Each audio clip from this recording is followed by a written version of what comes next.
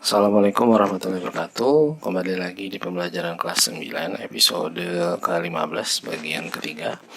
Kita hapus dulu ya. Kita sudah menjawab soal di nomor 24, 25 ya untuk episode 15 ya. Nah, sekarang kita lanjut lagi ke pembelajaran berikutnya. Nah, kita ke bab 2. Di tempat unduh bukunya ya. Silahkan di sini aja ya. Diunduh dari bukupaket.com ya. Oke, iklan ya. Oke. Bab 2, persamaan dan fungsi kuadrat. Nah, persamaan dan fungsi kuadrat. Jadi di sini di bab 2 sini kita akan mempelajari tentang persamaan. Ya, ada kata persamaan dan fungsi kuadrat ya.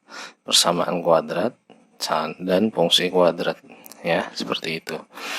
Nanti kita akan lebih memperdalam tentang kata kunci 3 buah ini, fungsi kuadrat, akar kuadrat, persamaan kuadrat ya. Nah, kompetensi dasarnya tuh bejibun ya, 6 buah ya. Oke, mudahan kalian tahan ya. Amin. Oke. Nah, ini tentang fungsi kuadrat ya, sedikit informasi adalah suatu fungsi yang berbentuk fx sama dengan ax pangkat 2 tambah bx tambah c. Grafik fungsi ini berbentuk parabola yang mempunyai nilai optimum. Dalam aplikasi dunia nyata ini sangat berguna. Oke. Pengalaman belajarnya ada 5 ya, menyelesaikan persamaan kuadrat dan mengetahui karakteristik penyelesaiannya. Kita gedein aja ya. Oke. Nah, kemudian menentukan grafik dari fungsi kuadrat, menentukan sumbu simetri dan nilai optimum, kemudian menentukan fungsi kuadrat dan menjelaskan aplikasi dari fungsi kuadrat ya. Semoga kita bisa sampai ke bagian ini ya, tentang pengalaman belajarnya semuanya ya. Oke, di sini ada peta konsepnya ya. Peta konsep ini kita ajarkan sedikit. Oke, peta konsep ini dia mencakup tentang persamaan dan fungsi kuadrat ya. Jadi ada 3 pokok pembahasan sebenarnya ya. Yang pertama tentang persamaan kuadrat ini, yang kedua tentang grafik fungsi kuadrat ya. Kemudian yang ketiga itu nanti ada 4 ternyata, sumbu simetri dan nilai optimum. 5 ternyata ya, menentukan fungsi kuadrat dan aplikasi fungsi kuadrat. Ini kelima pengalaman belajar tadi ya. Jadi nanti di persamaan kuadrat kita akan menentukan akar-akar persamaan kuadrat, kemudian aplikasinya, dan cara menentukan akar-akar persamaan kuadrat ada metode faktoran, kuadrat sempurna, dan rumus kuadratik ya. Ada juga rumus ABC nanti. Insya Allah kita akan ajarkan. Kemudian di sini tentang grafik fungsi kuadrat, nanti ada 3 macam jenis grafik ya.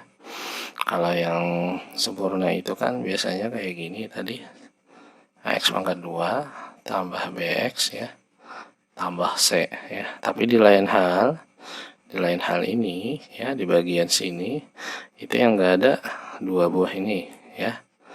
Kalau bagian ini yang enggak ada apa? Hanya C, enggak ada ya.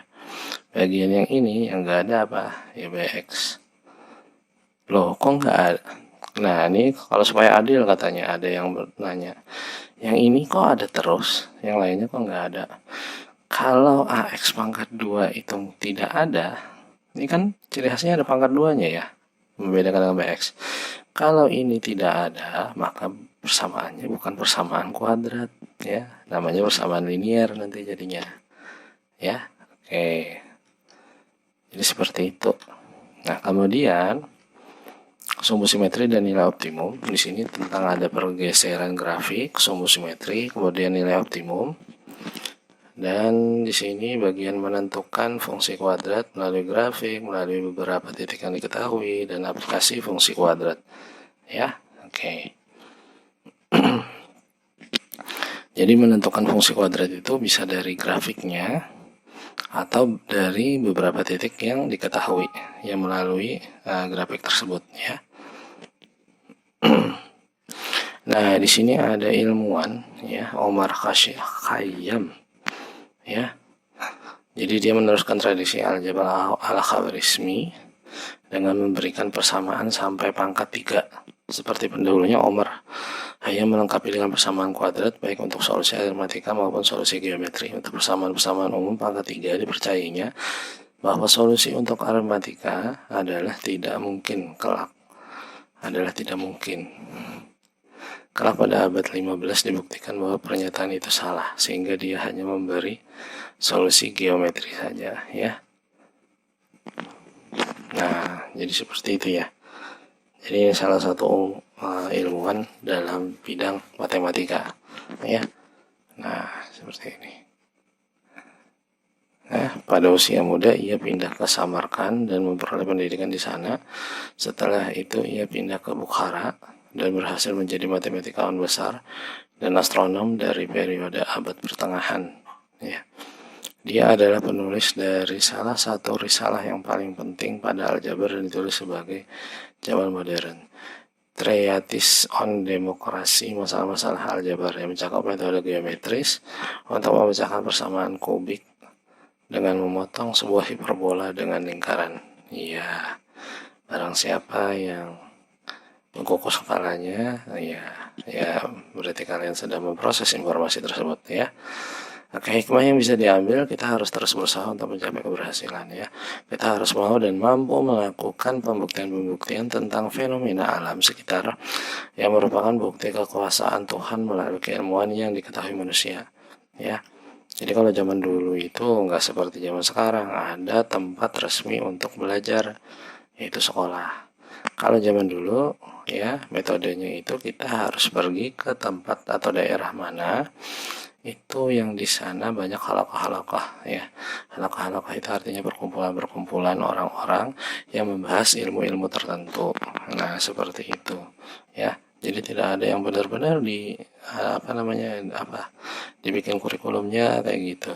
Habis ini kalian masuk kelas ini, habis ini masuk kelas ini, nggak ada dulu, ya. Jadi kalau mau belajar silahkan datang, kalau tidak mau belajar silahkan keluar, ya. Jadi seperti itu.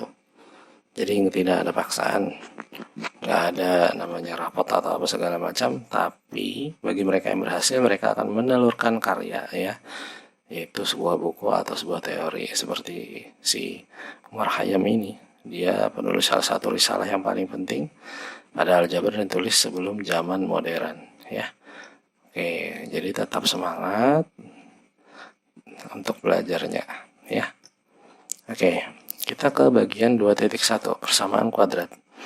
Oke, pertanyaan penting. Bagaimana menentukan akar persamaan kuadrat dengan memfaktorkan, melengkapi kuadrat sempurna, dan rumus kuadratik? Bagaimana karakter dari penyelesaian persamaan kuadrat berdasarkan koefisien-koefisiennya? Oke, ya, oke. Nah, ini pertanyaannya ini akan dijawab oleh penjelasan-penjelasan yang luar biasa banyak di sini, ya. Oke. Terus kalau misalkan ada yang bertanya, kok nggak ringkas banget sih ngajarin matematikanya, ya. Sebenarnya saya di sini ingin membedah buku ini, ya, buku Kemendikbud, ya, yang biasanya terpampang di perpustakaan aja, ya. Jadi sebenarnya ini bukunya bagus banget, yang membuat daya kritik kalian itu tinggi, ya.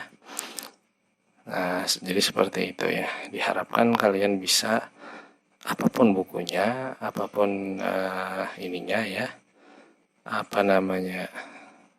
media pembelajarannya, semoga kalian bisa beradaptasi dengan cepat seperti itu, ya. Oke.